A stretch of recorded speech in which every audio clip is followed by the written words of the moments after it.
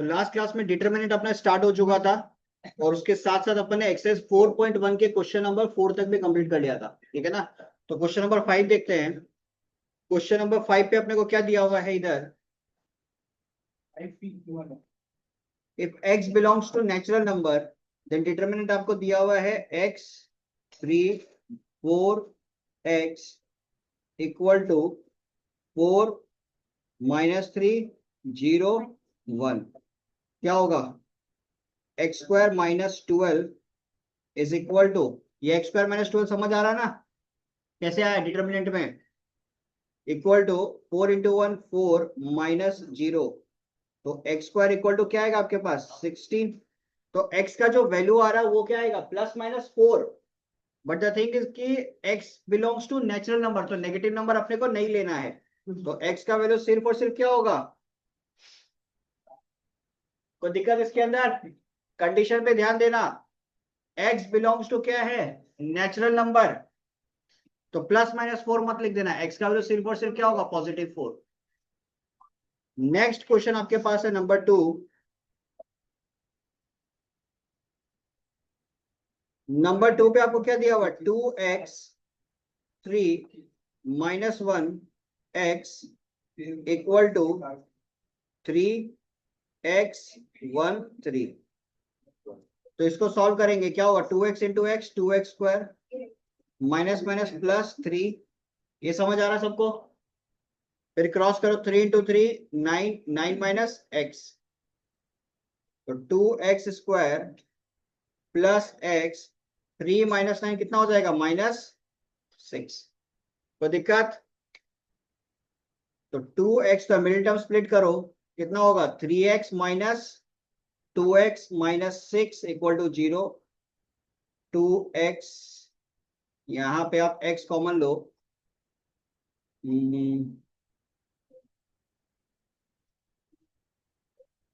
ठीक है ना ये, हाँ ठीक है।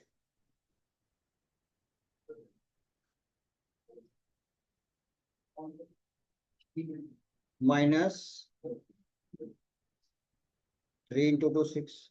कुछ दिक्कत क्या है क्या इसमें, ओ अच्छा 4 3 होगा था। 2x square 4x - 3x -6 equal to 0। तो 2x कॉमन लिया तो आ गया मेरे पास x + 2, -3 कॉमन लिया तो आ गया मेरे पास x + 2। तो आ गया आपके पास 2x - 3 x + 2 इक्वल टू 0। तो 2x - 3 इक्वल टू 0। x का वैल्यू आपके पास आ रहा 3/2, x + 2 इक्वल टू 0, x का वैल्यू आ रहा -2। बट इधर ध्यान देना, x किसको बिलोंग कर रहा है, x बिलोंग कर रहा है इंटीजर्स को। तो इसका मतलब x इक्वल टू 3/2 जो अपने पास है इसको आप रिजेक्ट करोगे, तो आपका वैल्यू क्या रहेगा x इक्वल टू -2। कोई दिक्कत इसमें, क्लियर है सबका, चेक कर लो एक बार। नेक्स्ट क्वेश्चन नंबर 6 देखो, there are two real values for x for which the value of determinant is 86। तो ये डिटरमिनेंट का वैल्यू आपको कितना दिया हुआ है 86। तो इसको पहले आप सॉल्व कर लो, क्या आएगा आपके पास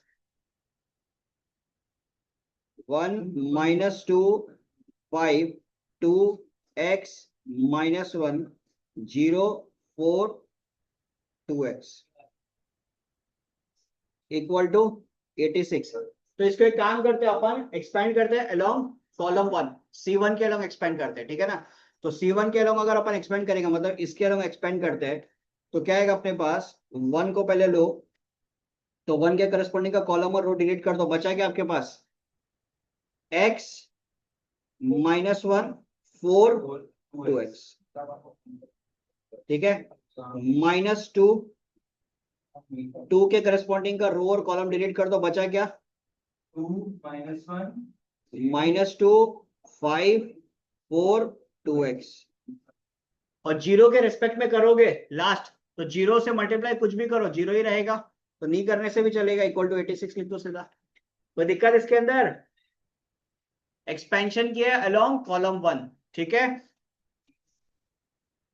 तो 2x × x कितना हो गया 2x square +4 minus 4x minus 20 equal to 86, 2x² plus 4 minus minus plus 8x minus minus plus 40 minus 86 equal to 0। हाँ हाँ हाँ, माइनस और प्लस को जैसे बोला था आपने बीच वो ऑड वाला ऑड इवन के केस में हाँ वो इधर भी इसमें 5 वाला भी क्यों हाँ देखो 1 के रेस्पेक्ट में किया तो x माइनस 1 4 2x, ये तो समझ आ रहा है, अलोंग C1 कर रहा है ना, तो इसके रेस्पेक्ट में आप करोगे तो -2 5 4, हम अलोंग C1 एक्सपेंशन कर रहे हैं, अलोंग R1 एक्सपेंशन नहीं कर रहे, समझ में आया।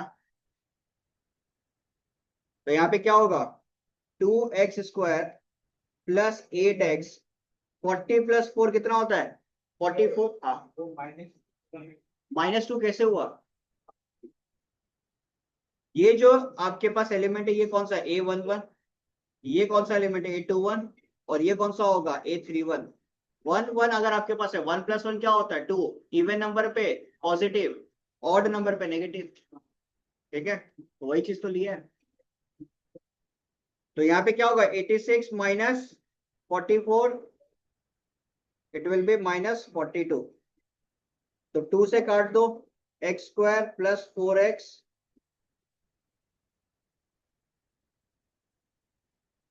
ओ सॉरी 21,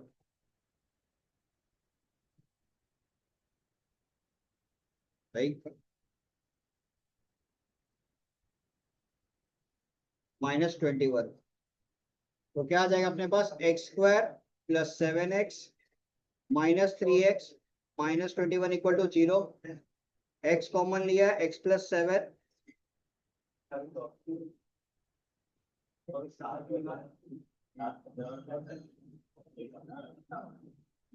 तो x का वैल्यू आ गया 3 और x का वैल्यू आ गया -7।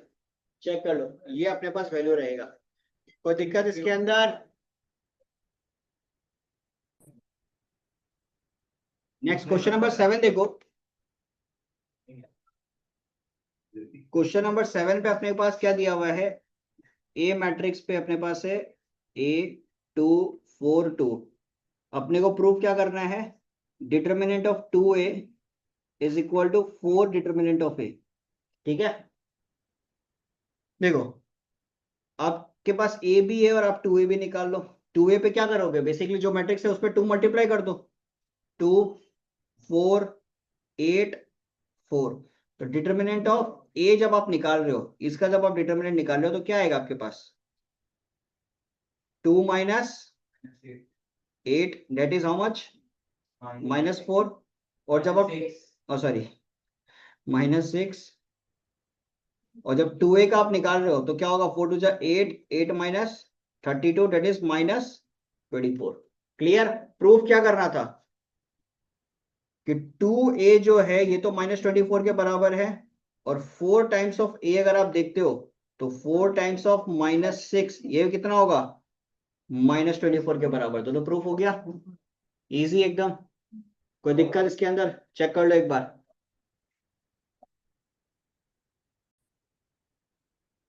तो क्वेश्चन नंबर 8 का 1 देखो, डिटरमिनेंट का वैल्यू निकालना है, एक क्वेश्चन मैं करता हूँ एक क्वेश्चन आप लोग करना, ठीक है। तो एक्सपेंशन कर लो, एक्सपेंशन अलोंग रो 1 कॉलम 1 कुछ भी लगा लो, कोई दिक्कत नहीं है, ठीक है। तो देखो पहला नंबर जो अपने पास है वो 0 है, तो 0 के साथ कुछ भी मल्टीप्लाई करेगा अल्टीमेटली क्या रहेगा 0 ही रहेगा। सेकंड नंबर आपके पास क्या -1 है, तो माइनस ऑफ -1,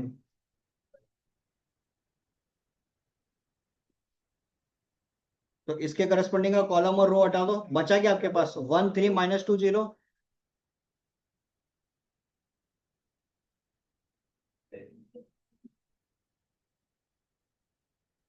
फिर इसके करस्पॉन्डिंग का कॉलम और रो हटा दो, बचा क्या 1 0 -2 -3,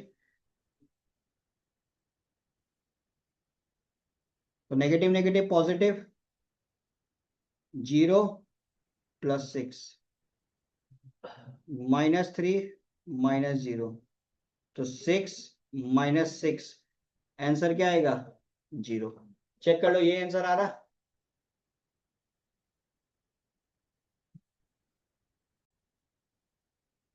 नेक्स्ट क्वेश्चन नंबर 9 देखो। क्वेश्चन नंबर 9 पे अपने को क्या दिया हुआ है कि ये डिटर्मिनेंट अपने पास है, यहाँ पे प्रूव करना है कि ये 1 + a² + b² + c² के बराबर होगा। ठीक है, तो आप एक्सपेंशन कर लो अलोंग R1 या कॉलम 1, कहीं से भी एक्सपेंशन कर लो, कोई दिक्कत नहीं है। ठीक है, तो एक्सपेंशन करते हैं, एक्सपेंशन अलोंग R1। ठीक है, तो 1 लिखा, 1 के करस्पॉन्डिंग का कॉलम और रो हटा दो, बचा क्या? 1c - c1, 1c - c और 1 -a, तो इसके करस्पॉन्डिंग का रो और कॉलम हटा दो, बचा क्या? -a c -b और 1। ये हटा दो, ये हटा दो, -a1 -b और -c। ठीक है, तो क्या हो जाएगा? 1 + c², ये समझ आ रहा है, इसमें कोई दिक्कत नहीं है। -a, और ये कितना हो जाएगा? माइनस माइनस प्लस bc, और ये कितना हो जाएगा? -bc और प्लस b। सही है,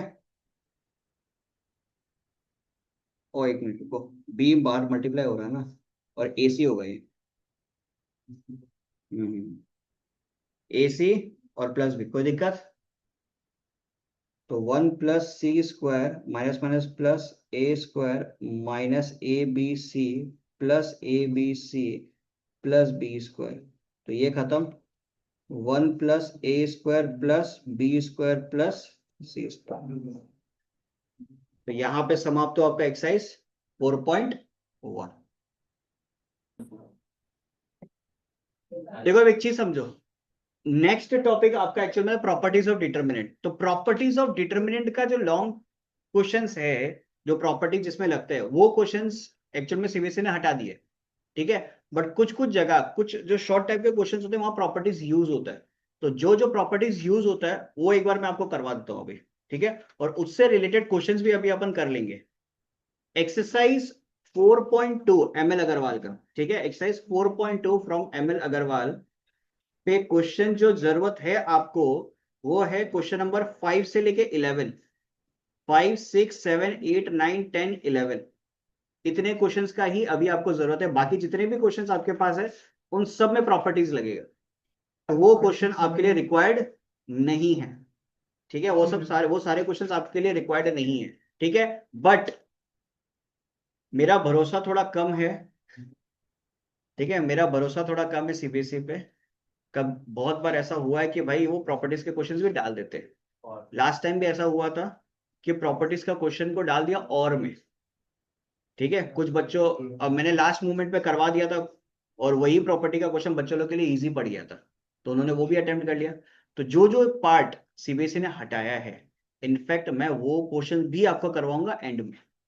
पहले अपने को सीक्वेंस में चलना है, बट एंड में जो पोर्शन सीबीएसई ने हटाया वो पोर्शन भी अपन लास्ट में करेंगे। ये मैं हर साल करता हूँ। डिलीटेड सिलेबस जो भी रहता है, फर्स्ट में नहीं करवाता, एंड मोमेंट पे सारा करवा देता हूँ। ठीक है, तो अभी जो प्रॉपर्टीज का आपको जरूरत रहेगा वो प्रॉपर्टीज में अभी आपको करवा देता हूँ। ठीक है, चलिए देखिए, properties of determinant.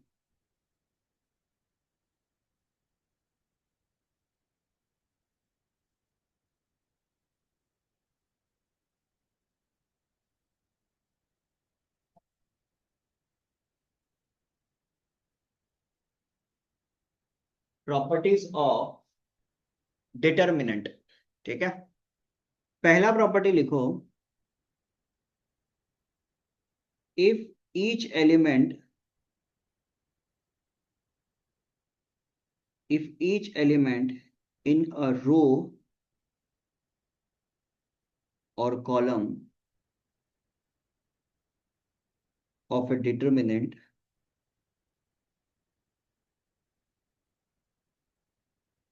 is 0, then the value of determinant and the value of determinant is 0। कहने का मतलब क्या हो गया, मान लो आपके पास ऐसा सिचुएशन है 146,000,287। अब आपको क्या देखना है, क्या कोई भी एक रो या कोई भी एक कॉलम का सारे एलिमेंट जीरो है। अगर सारे एलिमेंट जीरो है तो आपको आगे सॉल्व करने का जरूरत ही नहीं, उसका वैल्यू क्या हो जाएगा, डायरेक्टली आप क्या बोल सकते हो, value of determinant will be 0। जैसे कि इसमें रो 2 के सारे एलिमेंट जीरो है तो आप बोल सकते हो कि डिटरमिनेंट का वैल्यू क्या होगा, 0। ठीक है,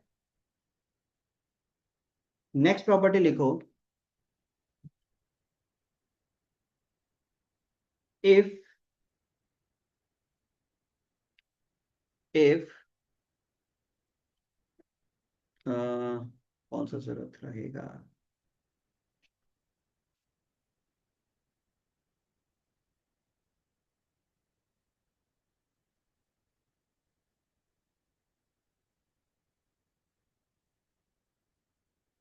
if any two row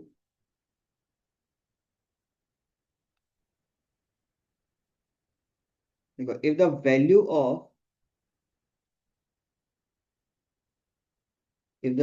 of any two rows or column, if the value of any two rows or columns are identical, then the value of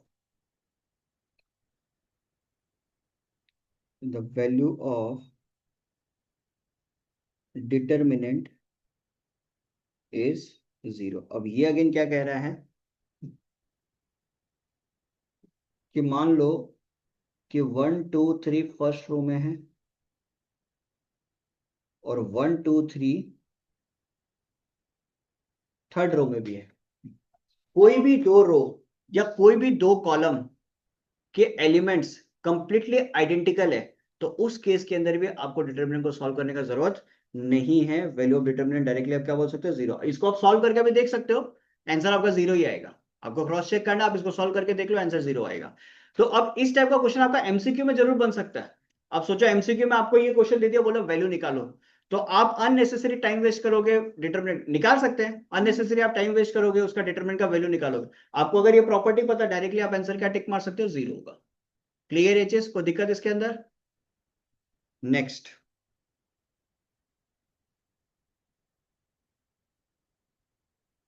the value of, ये बहुत इंपॉर्टेंट रहेगा अभी आपके लिए, जो क्वेश्चंस आप लगाओगे ना उसके लिए, the value of the determinant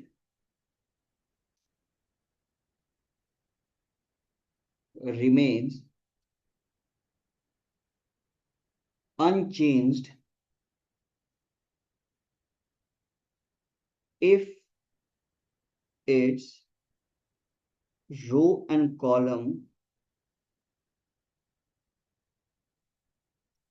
are completely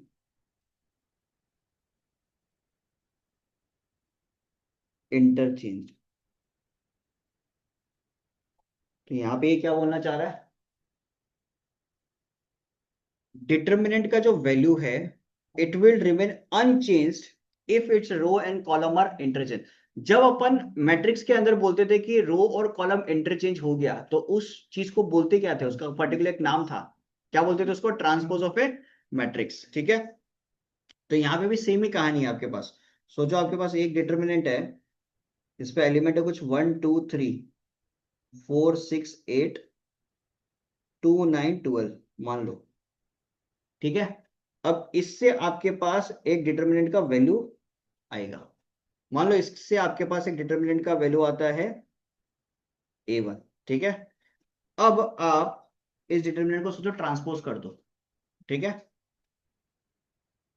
1 2 3 4 6 8 2 9 12 और उसके बाद में आप डिटरमिनेंट का वैल्यू निकालो तो भी आपके पास क्या आएगा, same value. Clear aches? Basically क्या बोलना चाह रहा है कि जो भी डिटर्मिनेंट आपको दिया हुआ है, जो भी डिटर्मिनेंट आपको दिया हुआ है, उसका अगर आप ट्रांसपोज भी कर देते हो, दोनों केस में value of determinant will be same. तो अब इससे आप क्या इन्फर कर सकते हो कि determinant of A is equal to determinant of A transpose, ये आप बोल सकते हो। क्लियर ये चीज, कोई दिक्कत इसके अंदर? यहां तक लिख लो एक बार।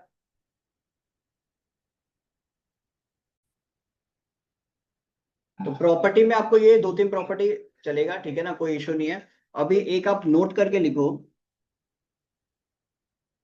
जिसका आपको जरूरत पड़ेगा अभी। देखो, if A is a square matrix, if A is a square matrix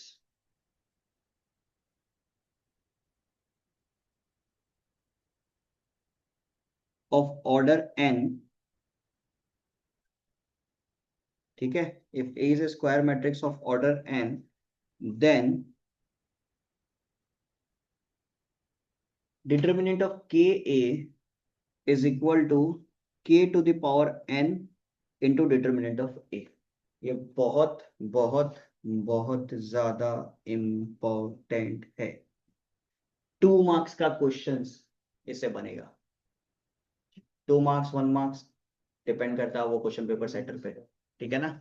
ये क्या बोलता है, if A is a square matrix of order n, then determinant of Ka is equal to k to the power n into determinant of A। अब मान लो कि आपके पास A एक square matrix है जिसका ऑर्डर है 3, ठीक है। A एक आपके पास क्या है, स्क्वायर मैट्रिक्स जिसका ऑर्डर क्या हो गया 3, ठीक है। और डिटर्मिनेंट ऑफ A का वैल्यू आपको गिवन है, सोचो 4, ऑर्डर 3, डिटर्मिनेंट ऑफ ए का वैल्यू आपको कितना दिया हुआ है 4, और आपको बोलता है कि आप 3a निकाल के दो। तो 3 is behaving like k, it is a constant term. तो आप क्या करोगे, 3 to the power 3 into determinant of a। तो 3 टू द पावर 3 कितना होता है 27 इंटू, तो 27 इंटू 4 वैल्यू कितना आएगा 108। आया बात समझ में? कोई दिक्कत इसके अंदर? एक तो आप ये चीज याद रखना, दूसरा आप ये प्रॉपर्टी को दिमाग में रखना, एमसीक्यू के लिए आप इसको याद रखना, ठीक है। एक और चीज लिख लो कि determinant of A into B को आप सेपरेट करके ऐसे लिख सकते हो, determinant of A into determinant of B, ठीक है। अब इसके ऊपर अपन कुछ क्वेश्चन लगाएंगे फ्रॉम एक्सरसाइज 4.2, ठीक है।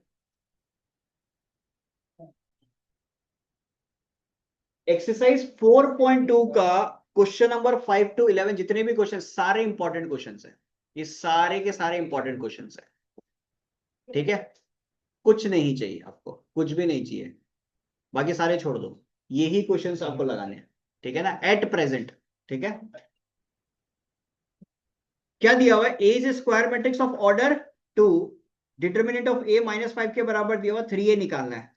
तो ये अभी आप लोगों ने सीखा था कैसे निकालोगे, 3a, तो 3 टू द पावर ऑर्डर कितना है 2, 3 स्क्वायर, 3 का स्क्वायर कितना होता है 9, डिटर्मिनेंट ऑफ ए का वैल्यू कितना दिया हुआ है -5, तो आंसर कितना हो जाएगा -45। चेक कर लो, कोई दिक्कत है इसमें? यही आंसर है, इजी। सिमिलरली क्वेश्चन नंबर 6 पे आपको डिटर्मिनेंट का वैल्यू दिया हुआ 4, आपको निकालना 2a, ऑर्डर है 3, तो 2 to the power 3 into determinant of A, तो 8 इंटू डिटर्मिनेंट ऑफ ए की जगह 4, 8 4 जा 32। आंसर चेक कर लो एक बार, यस। कोई दिक्कत यहाँ तक? क्वेश्चन नंबर 7 का आप लोग बताओ क्या होगा, मैं नहीं कर रहा। सर 7 250। 250, ठीक है। सेम टाइप का क्वेश्चन है। 8 नंबर देखते हैं। क्वेश्चन नंबर 8 पे आपके पास determinant of 3a is equal to find the value of k, ठीक है। तो अभी जगह पे क्या होगा, 3 टू द पावर 3, ऑर्डर क्या है आपके पास 3, तो ये गया, तो k का वैल्यू कितना हो गया?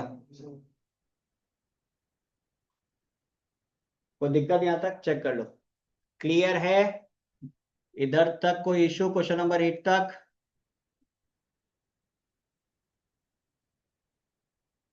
नेक्स्ट आपके पास है क्वेश्चन नंबर 9।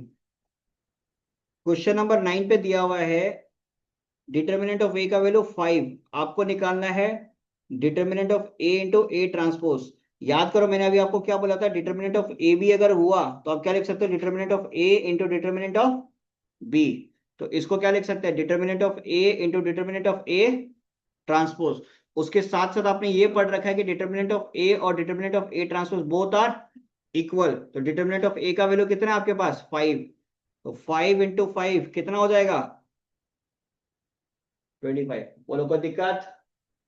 क्लियर है सबका यहां तक? चेक कर लो एक बार, किसी को भी किसी भी प्रकार का कोई प्रॉब्लम?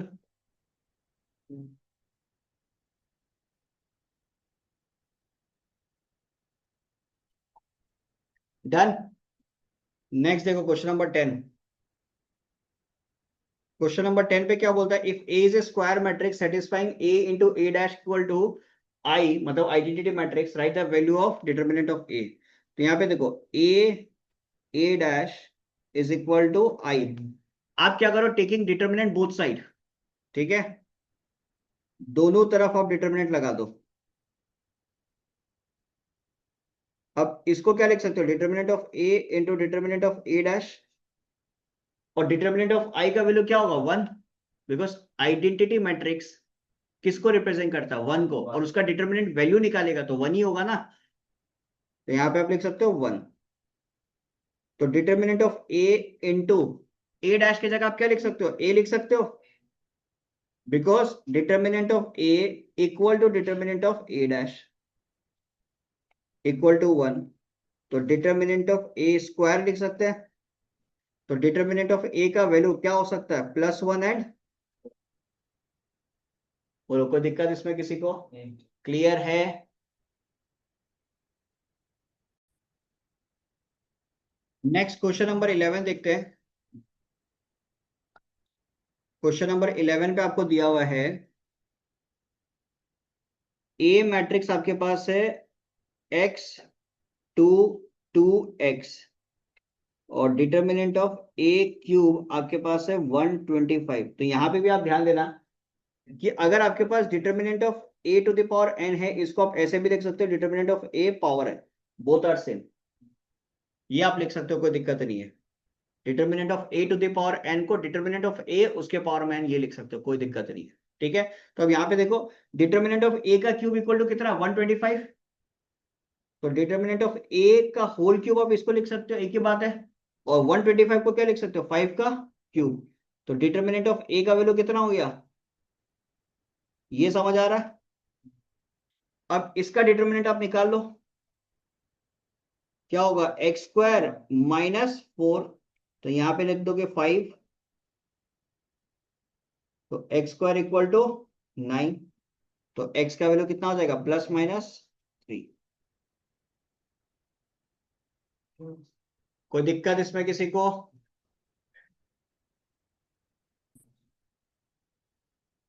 तो नेक्स्ट टॉपिक लिखो, एडजॉइंट ऑफ ए मैट्रिक्स, ठीक है ना। अब ये जो एडजॉइंट ऑफ ए मैट्रिक्स, अब इन्वर्टिबल मैट्रिक्स जो अपन पढ़ने वाले हैं ना, ये अब आगे मार्टिन्स रूल और क्रैमर्स रूल सबके लिए काम आएगा। क्रैमर्स में नहीं आएगा, चलो, अब मार्टिन्स रूल में आपको पूरा चाहिएगा, बिकॉज मार्टिन्स रूल पे जब सवाल पूछा जाएगा तो आपको एडजॉइंट तो आना पड़ेगा, ठीक है। तो adjoint of a matrix basically क्या बोलता है, देखो, let A equal to A I J be a square matrix of order greater than equal to 2, then the adjoint of A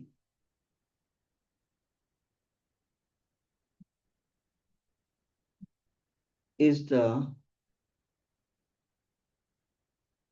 transpose of cofactor. ठीक है ना, is the transpose of cofactor, transpose of matrix नहीं, transpose of cofactor. Clear? अब सोचो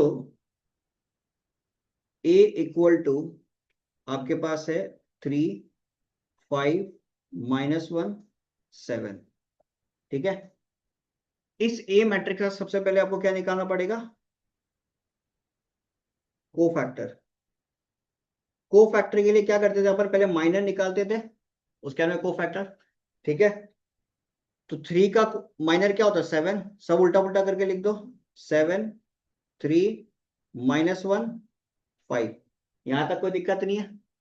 अब उसके बाद में आप क्या करते थे? उसके बाद में आप क्या करते थे? साइन चेंज करते थे।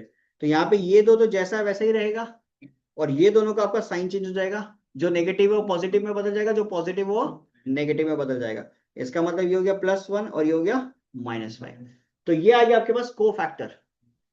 अब आपको क्या निकालना है? एडजॉइंट। तो एडजॉइंट के लिए क्या बोला था? It is transpose of cofactor. तो आप लिखोगे कैसे? 7, 1, -5 एंड 3। क्लियर?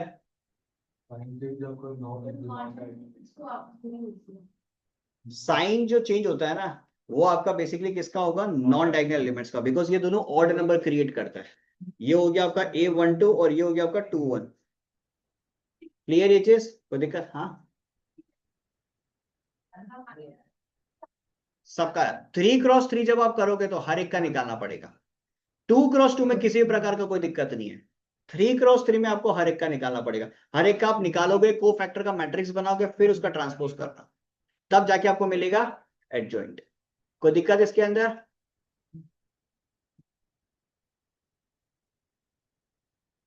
अब सोचो, मैं आपको देता हूं, ट्राई करो ये वाला। 1, 2, 4, 2, 1, 6, 1, 2, 8। ठीक है, इसका मेरे को आप लोग पहले को फैक्टर निकाल के दो फटाफट। इसका को फैक्टर्स निकालो।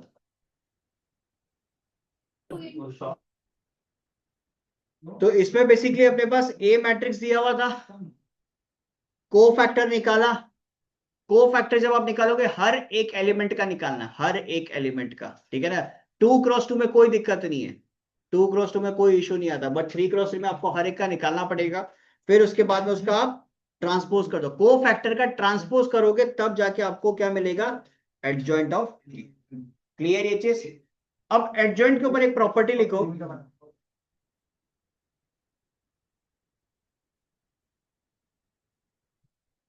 if A is a square matrix of order, property yes, if A is a square matrix of order n, then A into adjoint of A is equal to determinant of A into In is equal to adjoint of A। ठीक है, ये हो गया आपका adjoint का एक property. ये बहुत काम आएगा आपको आगे, जब एक एक दो दो मार्क्स का क्वेश्चन रहता है ना, उसमें बहुत काम आएगा। A into adjoint of A is equal to adjoint of A into A। ये तब होगा जब आपके पास क्या सिचुएशन रहेगा? Determinant of A identity matrix के बराबर होगा। आइडेंटिटी मैट्रिक्स भी कौन सा ऑर्डर का होगा? जिस ऑर्डर का आपको क्वेश्चन दिया हुआ है। मान लो आपका पास ऑर्डर 3 है, तो ये क्या बन जाएगा? ऑर्डर 3। क्लियर है चीज? ये याद रखना, ये प्रॉपर्टी बहुत काम आएगा। नहीं नहीं, माइनस नहीं है। नेक्स्ट लिखो सिंगुलर मैट्रिक्स।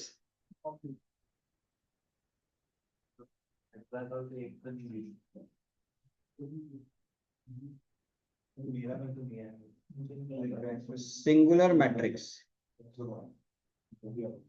ठीक है, सिंगुलर मैट्रिक्स किसको बोलते हैं? कि let A be a square matrix let A be a square matrix, then A is called singular if and only if determinant of A equal to 0. अगर determinant of ए 0 के बराबर है तभी उसको सिंगुलर मैट्रिक्स बोलेंगे, और else determinant of A not equal to 0 है, it is known as non singular matrix. ये नाम याद रखना, क्योंकि किसी जगह पे अगर सिंगुलर मैट्रिक्स मेंशन कर दिया तो वहां पे बाय डिफॉल्ट आपको समझना पड़ेगा कि भाई डिटर्मिनेंट ऑफ ए का वैल्यू कितना है, 0 के बराबर. ठीक है, नेक्स्ट देखो, square matrix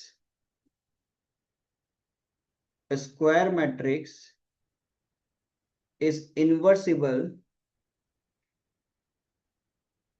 Square matrix is inversible if and only if it is non singular. कहने का मतलब किसी भी मैट्रिक्स का इनवर्स तभी एग्जिस्ट करेगा जब वो क्या होगा, नॉन सिंगुलर होगा. अब उसी बात पे अपन देखते हैं इन्वर्टिबल मैट्रिक्स.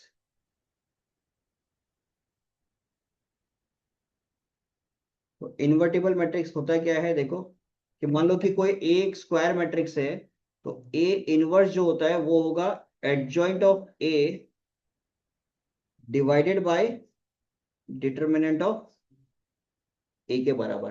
तो अभी आपको शायद समझ में आ रहा होगा क्यों यहाँ पे नॉन सिंगुलर कहा गया.